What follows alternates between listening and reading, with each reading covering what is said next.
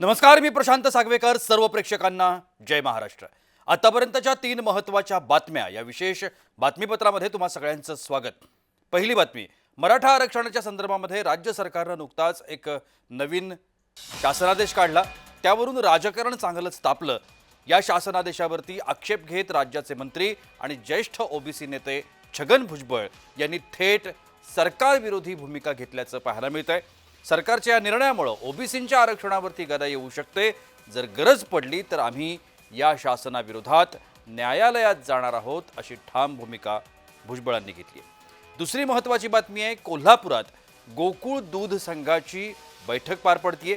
ही बैठक वादळी होण्याची शक्यता आहे, कारण ठाकरे सेनेनं म्हणजेच उद्धव ठाकरे गटानं गोकुळ दूध संघावर भ्रष्टाचाराचे आरोप केले.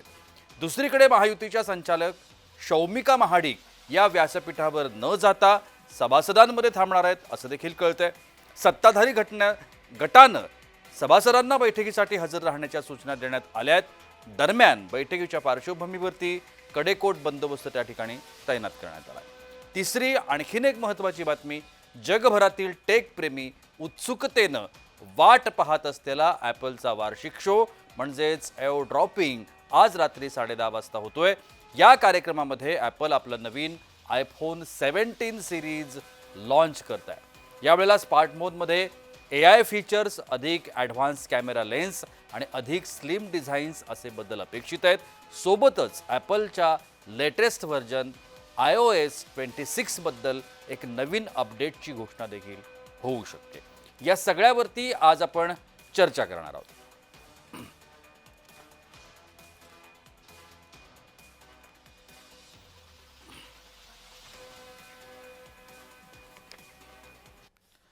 तर सगळ्यात महत्त्वाची आणि पहिली जी बातमी आहे ती मराठा आरक्षणाच्या संदर्भातली.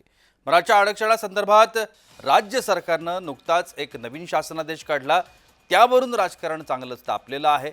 या शासनादेशावरती छगन भुजबळांनी आक्षेप घेतलाय, कारण ओबीसीमधून मराठ्यांना आरक्षण देण्यावर छगन भुजबळ यांचा आक्षेप आहे. आणि जर या शासनादेशाच्या माध्यमातून ओबीसीमधून मराठ्यांना आरक्षण मिळणार असेल तर ओबीसी ऐकणार नाहीत, अशा पद्धतीची चिन्ह आहेत. ओबीसींचे नेते, ज्येष्ठ ओबीसी नेते असं आपल्याला म्हणता येतं छगन भुजबळांना. ते सध्या राज्याचे मंत्रीसुद्धा आहेत. त्यामुळे मंत्री असताना सत्ताधाऱ्यांविरोधात सत्तेमध्ये असलेला एक मंत्री उभा राहतोय, असं चित्र आता महाराष्ट्रामध्ये दिसणार आहे.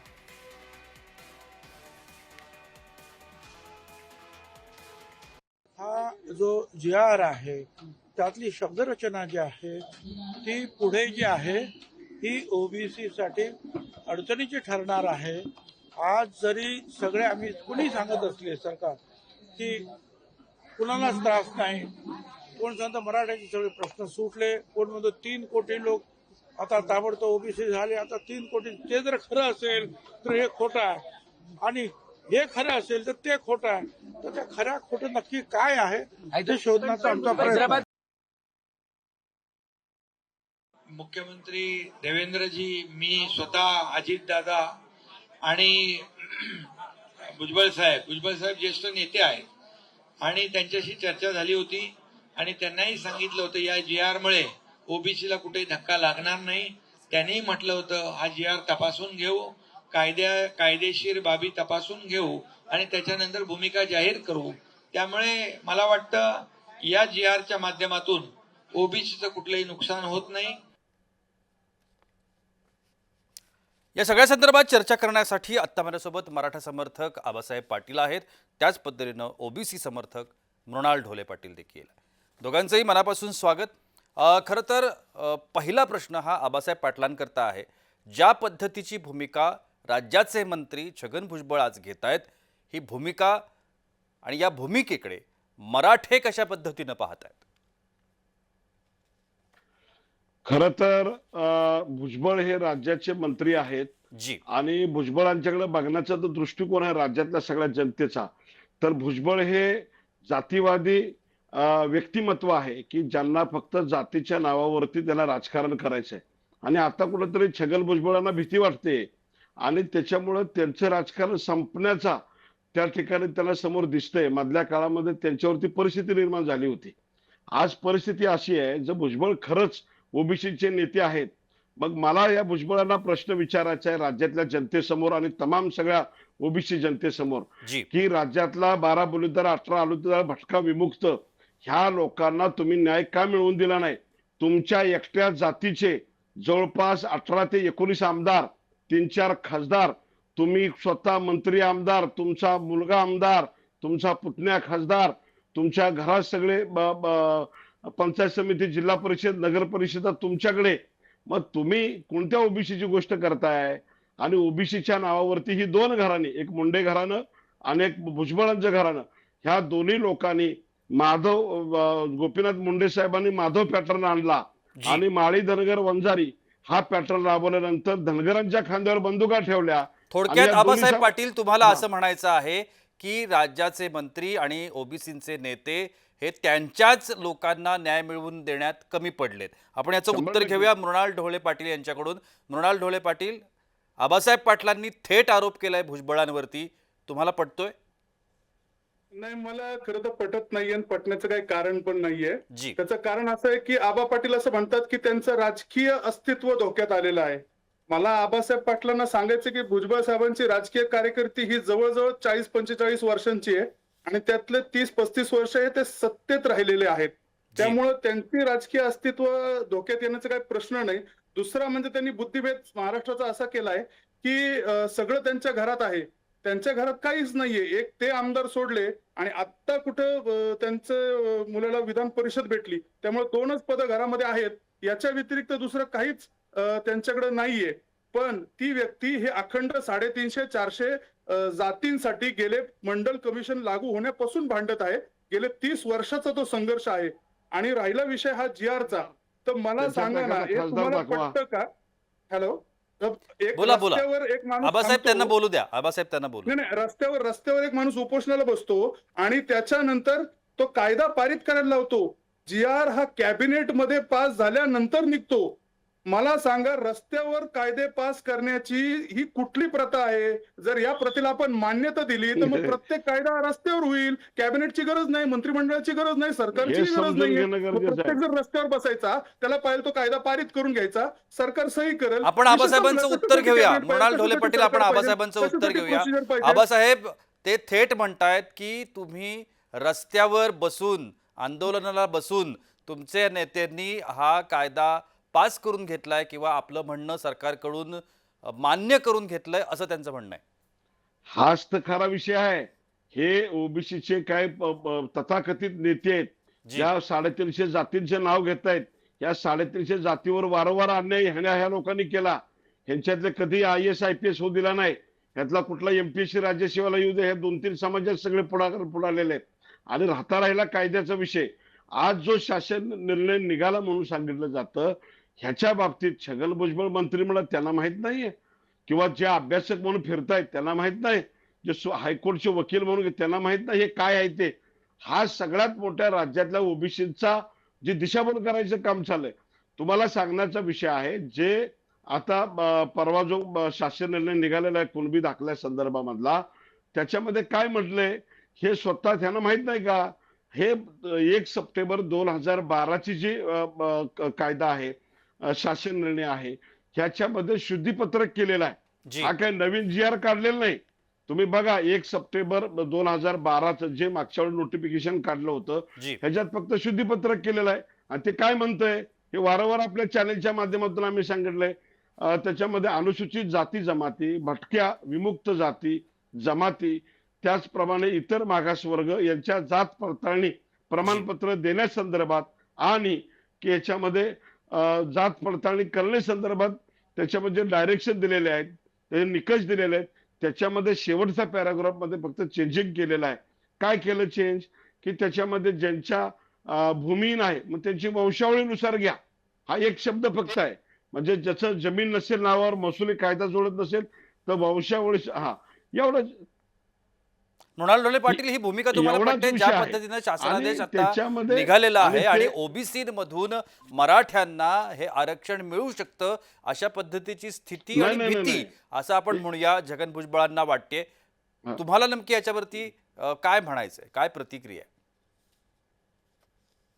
नाही, याच्यामध्ये पहिली गोष्ट म्हणजे तो शासन निर्णयच आहे. जी. त्याच्यामध्ये हो, कोणी आहे ना. दुमत करायची गरज नाही. ते शुद्धीपत्र, आता मला पूर्ण आबासाहेब पूर्णपणे बोलून द्या. हा, बोला ना. एक सगळ्यात पहिली गोष्ट, जर शासन निर्णय बिना कॅबिनेटचा जर पास होत असेल तर मग मला सांगा, तर त्या मंत्र्यांनी विरोध दाखवायचा नाही का? खरं तर सगळ्या उपसमितीला मंत्र्यांनी अधिकार विरोध आहे ना. दाखवायला पाहिजे होता. एक मिनिट मला पूर्ण करून द्या.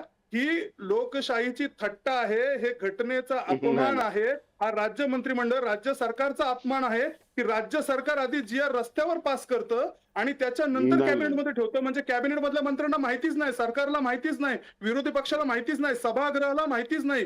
जर विधिमंडळाला माहिती न करता, कॅबिनेटला माहिती न करता जर तुम्ही कायदे अहो. करणार असाल आणि त्याच्यानंतर सरकारकडे आणणार असाल तर मला सांगा, ही लोकशाहीची थट्टा नाही का?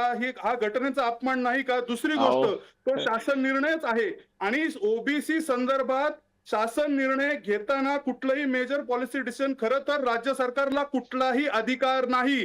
कारण घटनेचं 338B अस्तित्वात आहे आणि 338B अनुसार कुठल्याही ओबीसी घटकासंदर्भात कुठलाही निर्णय करायचा असेल तर तो आधी राष्ट्रीय मागासवर्गीय नाही. आयोगाला आधी कळवला पाहिजे, त्यांच्याशी सल्लामसलत नाही केली पाहिजे. नाही नाही त्याचं- नाही नाही.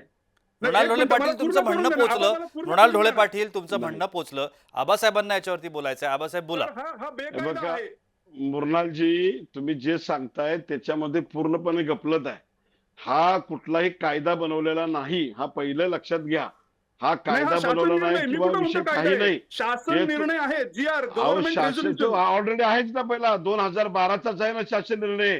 शुद्धीपत्र नाही, मग हा कधी करू शासन निर्णय शकता? नाहीये का? उद्या तुम्ही सुद्धा शासन शुद्धीपत्र करू शकता त्याच्यामध्ये. नाही, हा शासन उद्या निर्णय करू आहे शकता का परत. शुद्धीपत्रक आहे? हे तुम्ही सांगा बरं महाराष्ट्र. ऐकून घ्या ना एक मिनिट. मी तुम्हाला तुमचं ऐकलं, एक मिनिट ऐकून घ्या. ह्या महाराष्ट्रामध्ये तुमचे काही नेते आहेत, लक्ष्मण हाके, ते छगन भुजबळ, वडेट्टीवार, अजून काही लोक, ह्या एका विषयावरनं एवढा गोंधळ घालायचं काही कारण नाही. कारण त्याच्यामध्ये ज्याच्या कुणबी नोंदी आहेत त्यांनाच तो त्याला दाखला मिळणार आहे. ह्याच्यामध्ये कुठेही ओबीसी वरती आक्रमण होत नाही आणि ओबीसीच्या मध्ये कुठलाही प्रॉब्लेम होत नाही. हे सगळ्या जगाला तुम्ही सांगायला पाहिजे. पण तुम्ही काय करताय की मुद्दामहून ह्याच्यामध्ये काय झालं गेलं आमचं गेलं. अरे तुमचं गेलं कुठं? तुम्ही ऑलरेडी 350 जातीचं आरक्षण 4-5 जाती खातायत, त्याच्यावर बोललं पाहिजे. या राज्यामध्ये फक्त 200, 250, 280 एवढ्याच जाती आहेत. परंतु ज्या वाढीव जाती लागलेल्या आहेत, ज्या जाती इथं अस्तित्वात नाहीत, त्यांची लिस्ट महाराष्ट्र सरकार मला एक आणि प्रश्न ह्यांचे सगळं मृणाल आरक्षण ढोले 4-5 पाटील, जाती खातात. आपल्याला विचारायचा आहे. मला हा सगळा विषय कळतोय. मला फक्त त्याच्यामधला एक भाग, आज छगन भुजबळ हे मंत्री आहेत, महायुतीमध्ये ते सहभागी आहेत आणि असं असताना सुद्धा एका मंत्र्याला आपल्याच महायुतीच्या शासनाच्या विरोधामध्ये न्याय मागण्याकरता म्हणून शासनाच्या विरोधात उभं राहावं लागतं. हे ओबीसी जी सगळी तुम्ही मंडळी आहात, ह्याकडे तुम्ही कशा पद्धतीनं पाहताय आणि छगन भुजबळांची ही जी भूमिका आहे, ही भूमिका ओबीसी म्हणून तुम्हा सगळ्यांना पटते का? नाही, सगळ्यात पहिलं म्हणजे मी आबासाहेब पाटील जे बोललोय त्याचं थोडंसं खोडतो. जी. आबासाहेब पाटील याच्यामध्ये हा शासन निर्णयच आहे, हे काय शुद्धीपत्रक नाही. आपण वाचा, तो शासन निर्णय आहे. त्याच्या आधी शासन निर्णय असेल, आहेतच, नाही असं मी म्हणत नाही. दुसरी गोष्ट म्हणजे की याच्यामध्ये आपण जे म्हणताय की 4-5 जातींनी खाल्लं, मी सांगू का ओबीसीचं आरक्षण कुणी खाल्लंय? ओबीसीचं 50%, माझ्याकडे डेटा आहे, 50% आरक्षण हे मराठा समाजाने खोटे कुणबी काढून खाल्लेलं आहे. हा काय माझ्याकडे संबंध? डेटा आहे. काय 50% संबंध? आरक्षण खाल्ले. काय 50%. संबंध? आता शांतपणे मला संबंध बोलून आहे? द्या. आता शांतपणे बोलून द्या. दुसरी गोष्ट म्हणजे आपण साहेब जो प्रश्न विचारला, जी. तर मला सांगा ना तुम्ही की या राज्यामध्ये विधिमंडळ अस्तित्वात आहे, मंत्रिमंडळ अस्तित्वात आहे आणि कायदे जर रस्त्यात, खरं तर माझं सगळ्या कॅबिनेटच्या मंत्र्यांना आव्हान आहे की जर कायदे रस्त्यावर बनत असतील आणि नंतर त्यांना त्याचं कळत असेल, जी आर बनण्याची प्रोसेस काय आहे सर? जी आर बनण्याची प्रोसेस आहे की डेस्कटॉप ऑफिसर,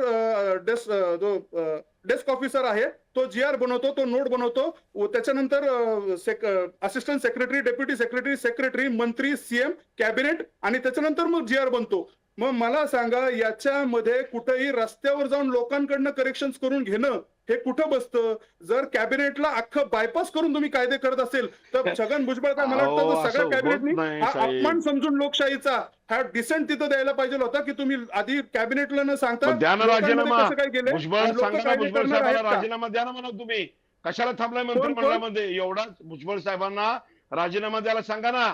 तुम्हाला एवढा नाही ओबीसी नाही, वाटतं ऐका ना, ना, द्या ना तो ऐका ना, सरकारच्या विरोधामध्ये फेका ना राजीनामा. हाच प्रश्न आहे आणि या ना, रस्त्यावर हाच प्रश्न आहे अहो, की त्या मराठा भुजबळांना समाजाला सांगा ना. ओबीसीचं तुम्हाला जर सत्तामध्ये आलेलं खरंच तुम्ही पटत नाही, हे दिसत तुम्ही नाही, राजकारण डोळ्यात कशाला फुटतं. करता?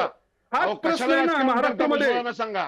कशाला मग द्या राजकारण ना, करता बाकीच्यांनी भुजबळांनी? राजीनामा द्या ना, काय भुजबळांना प्रॉब्लेम आहे? म्हणा, अजित द्या पवारला सांगा राजीनामा. अहो राजीनामा पण द्यायला. मृणाल त्या ढोले द्या पाटील, राजीनामा अशा द्यायला. पद्धतीनं जर राज्य शासन निर्णय घेत असेल तर मराठ्यांच्या आंदोलनाचा तो विजय आहे असं तुम्हाला वाटतं का? हा प्रश्न कोणाला होता? आबासाहेब पाटील, अशा अहो, पद्धतीनं जर निर्णय घ्यायचा असेल किंवा घेतला गेला असेल आणि त्याचा फायदा जर मराठा समाजाला होत असेल तर तो आंदोलनाचा विजय आहे. तुम्ही कसं बघता? हे बघा, हे जे आंदोलन झालं, या आंदोलनातून ज्यांच्या कुणबी नोंदी आहेत त्यांच्यासाठी हा कायदा पारित झालेला आहे. दुसरा मुद्दा, ज्यांच्या आपण जो कुणबी प्रश्न नोंदी आहेत विचारलेला आहे, त्यांच्यासाठी कायदा आहेच अशा की, नवीन अनेक पारित करण्याची काय अनेक गरज आहे? जाती, कोणताही सर्वेक्षण नाही, कोणतंही त्याचं ट्रिपल टेस्ट नाही, कोणतं आयडेंटिफिकेशन नाही, अशा अनेक जाती ज्या वेळेला ओबीसी मध्ये घातल्या, साध्या 2 ओळीच्या शासन निर्णयावरती घातल्या, त्यावेळेला भुजबळांना नाही वाटलं. ज्या वेळेला या राज्यातला मुस्लिम समाजाच्या संदर्भामध्ये निर्णय घेण्यात आला आणि मुस्लिमातल्या अगदी मुघल, अहमदी, पठाण ह्या लोकांना सुद्धा ओबीसी मध्ये आरक्षण दिलं गेलं. भुजबळ झोपले होते काय? कुठे होते भुजबळ? का नाही विरोध नक्कीच केला? नक्कीच या नक्कीच नक्कीच. देशामध्ये आबासाहेब, थोडंसं ज्याने तुम्हाला आक्रमण थांबवतो, केलं, थोडंसं थांबवतो. या राज्यावर आक्रमण एका केलं, वेगळ्या राज्यावर विषयाकडे आक्रमण आपल्याला केलं. जायचंय. खरं तर तुम्ही दोघेही सहभागी झालात या चर्चेमध्ये आणि आपापले मुद्दे, आपापलं या सगळ्या संदर्भातलं जे दृष्टिकोन आहे तो तुम्ही प्रेक्षकांसमोर ठेवलात. त्यासाठी दोघांचेही अगदी मनापासून आभार. दुसरी आजची महत्त्वाची बातमी आहे ती म्हणजे कोल्हापुरातली. कोल्हापुरात गोकुळ दूध संघाची आज बैठक पार पडतीये. ही बैठक वादळी होण्याची शक्यता आहे. त्याचं सगळ्यात महत्त्वाचं कारण आहे ठाकरे गटानं गोकुळ दूध संघावरती भ्रष्टाचाराचे आरोप केलेत. दुसरीकडे महायुतीच्या संचालिका ज्या आहेत शौमिका महाडिक या व्यासपीठावर येणार नाहीयेत, तर त्या सभासदांमध्येच थांबणार आहेत. सत्ताधारी गटानं देखील सभासदांना बैठकीसाठी हजर राहण्याच्या सूचना दिलेल्या आहेत. या सगळ्या संदर्भात आपण अधिक माहिती जाणून घेण्याचा प्रयत्न करूया. आता माझ्यासोबत आमचे कोल्हापूरचे प्रतिनिधी अमर पाटील आहेत. अमर, एकूणच ही संपूर्ण बैठक जी आहे ही वादळी होण्याची शक्यता आहे. त्या ठिकाणी कडेकोट पोलीस बंदोबस्त देखील ठेवण्यात आला आहे. एकूणच या संपूर्ण घटनेकडे कोल्हापूरकर कशा पद्धतीनं पाहतायत? कारण कोल्हापूरकरांसाठी गोकुळ दूध उत्पादक संघ हा अत्यंत महत्त्वाचा आहे. गेल्या काही वर्षापासून गोकुळ दूध संघावर महाडिकांचं वर्चस्व होतं, जी. परंतु गेल्या निवडणुकीमध्ये महाडिकांना डावलून सतेज पाटील आणि मुश्रीफ यांचं वर्चस्व झालं. यानंतर कालांतराने घडलेल्या राजकारणामध्ये पुन्हा एकदा या ठिकाणी महायुतीचा अध्यक्ष म्हणून नावेद मुश्रीफ यांची निवड झाली. परंतु महायुतीतच घटक असणारे भाजपचे आमदार अमल माडिक यांच्या सौभाग्यवती शौमिका माडिक या पक्षीय राजकारणामध्ये एक जरी असल्या तरी आज त्या सभेच्या ठिकाणी बसणार नाहीत. त्यामुळे वादळी शंका होणार आहे. त्याचबरोबर महाडकांनी घेतलेला हा स्टंट आहे की महाडकांनी जे जे प्रश्न महायुतीला विचारले होते त्यामुळे त्या ठिकाणी काय होतं हे पाहणं गरजेचं आहे. प्रशांत, नक्कीच महाडिक आणि मुश्रीफ, आता आज सगळ्यात जो महत्त्वाचा भाग आहे तो हसन मुश्रीफ आणि महाडिक यांच्या हे जे 2 गट आहेत ते 2 गट या निमित्तानं आमने सामने येतील की काय आणि त्यांच्यात काही होईल की काय अशा पद्धतीची देखील चर्चा कोल्हापूरमध्ये रंगलेली आहे. त्याबाबत आपल्याला काय सांगता येईल? गेल्या काही दिवसापासून महाडिक आणि सतेज पाटील यांचं वैर सगळ्यांना माहिती आहे. कोल्हापूर जिल्ह्यामध्ये ह्या गोकुळ दूध अर्थकारण आहे गोकुळ दूध संस्था. ही गोकुळ दूध संस्था ज्या पक्षाकडे असेल, ज्या व्यक्तीकडे असेल त्याचं कोल्हापूर जिल्ह्यावर वर्चस्व असतं. त्यामुळे आजच्या बैठकीकडे सर्वांचं लक्ष लागलंय, कारण महाडिक ह्या महायुतीचे घटक असून पण या ठिकाणी भाग घेत नाही. त्यामुळे काय होतं आणि महाडिकांनी विचारलेल्या प्रश्नाची उत्तरं हे महायुतीचे म्हणजे आता सध्या असणारे अध्यक्ष नावेद मुश्रीफ कशा प्रकारे देतात त्याकडे पाहणं लक्ष आहे. प्रशांत, नक्कीच. आणखीन एक सगळ्यात महत्त्वाचा भाग तो म्हणजे ठाकरे गटानं केलेले आरोप. गोकुळ दूध संघावरती भ्रष्टाचाराचे आरोप ठाकरे गट थेट करतंय. ठाकरे गटाचं या सगळ्या पाठीमागचं नेमकं म्हणणं काय आहे आणि त्यांना त्या ठिकाणी कशा पद्धतीनं पाहिलं जात आहे?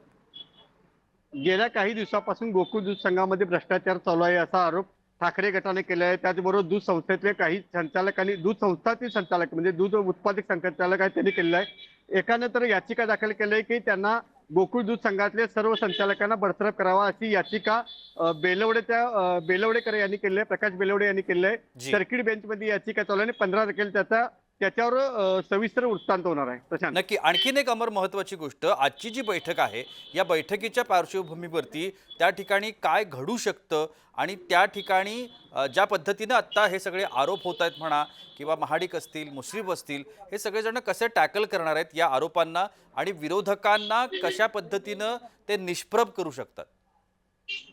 सर्व एकच असल्यामुळे फक्त महाडकांचा विरोध आहे, त्यामुळे महाडकांचे प्रश्न कशा प्रकारे उत्तर दिलं जाते हे पाहणं लक्ष आहे सर्वांचं आहे. त्यामुळे महाडिक काय करतात आणि कशा प्रकारे प्रश्नांना उत्तर ऐकतात हे बघणं लक्षात ठेवणं आहे. प्रशांत, नक्कीच धन्यवाद अमर, आपण दिलेल्या या विस्तृत माहिती करता.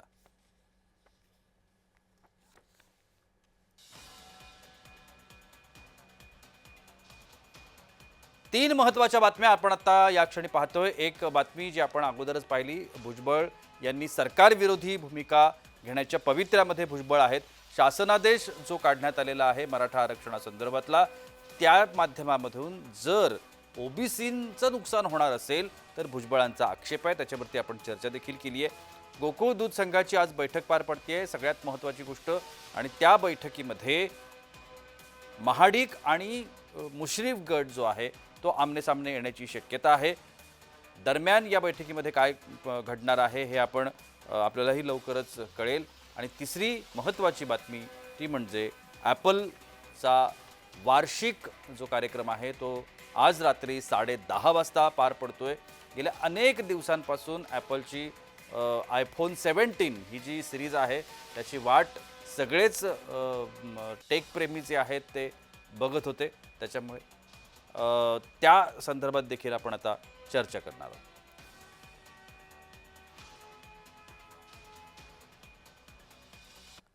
तर जगभरातील टेकप्रेमी उत्सुकतेनं वाट पाहत असलेला ॲपलचा वार्षिक शो आज रात्री 10:30 वाजता पार पडतोय. या कार्यक्रमामध्ये ॲपल आपली जी नवीन आयफोन 17 सिरीज आहे ती लॉन्च करणार आहे. आपण या सगळ्या संदर्भात अधिक माहिती घेण्याचा प्रयत्न करणार आहोत. आमच्या प्रतिनिधी ज्योत्स्ना गंगणे आता माझ्यासोबत आहेत. ज्योत्स्ना, ॲपल प्रेम किंवा मोबाईल प्रेमी आपण म्हणूया किंवा जे ॲपलचे चाहते आहेत त्यांच्यासाठी ही खुशखबर आपल्याला म्हणावी लागेल. ॲपलची आयफोन 17 सिरीज लॉन्च होते. काय अधिक माहिती आहे?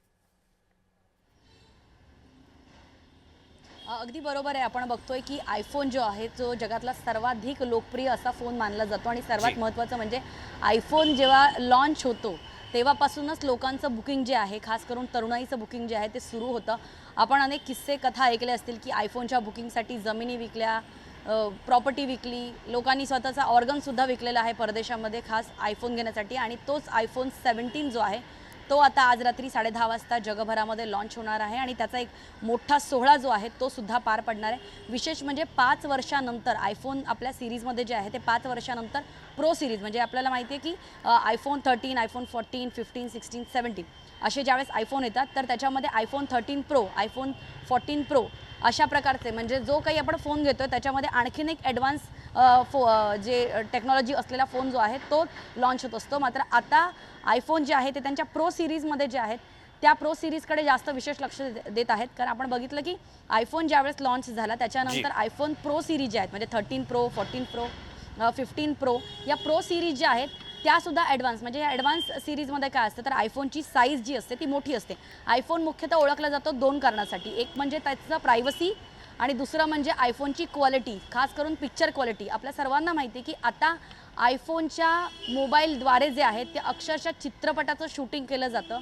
त्यांची दुर्बीण क्वालिटी इतकी खास असते त्यामुळे आयफोनकडे फक्त तरुणाई नव्हे तर अनेक जे मोठे दिग्गज टेक्नोसेवी लोक असतात ते सुद्धा त्याच्याकडे आकर्षित होतात.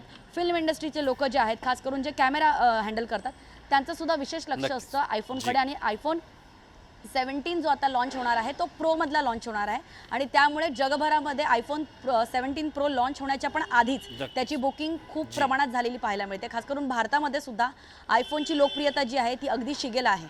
जी नक्कीच धन्यवाद ज्योत्स्ना, आपण दिलेल्या या विस्तृत माहितीसाठी.